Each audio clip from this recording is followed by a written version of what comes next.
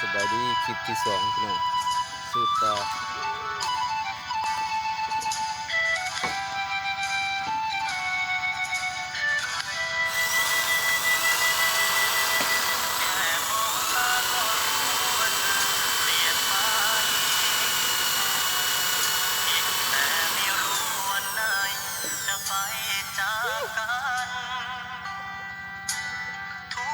การคอยฟอ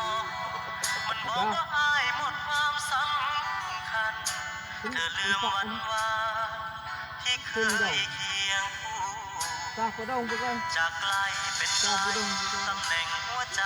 ที่อายเป็นเหตุผลได้ไหมอยากรู้ถึงอายรู้ก็รักไม่ได้แต่ฝืนใจหน่อยได้ไหมช่วยพูดว่ารักอีกครั้งให้อายได้ยินได้ฟังถึงจะเป็นแค่ครั้งสุดท้ายอยากเจ็บคำนี้เก็บไว้ยังดีให้ลึกสุดใจจะเก็บไว้จนวันตายว่าครั้งหนึ่งนั้นเราเคยรักกันอายรู้ดีจากนี้จะไม่มีเธออายมีสิทธิ์พบเจอเธอได้แต่ในฝันขอให้เธอโชคดี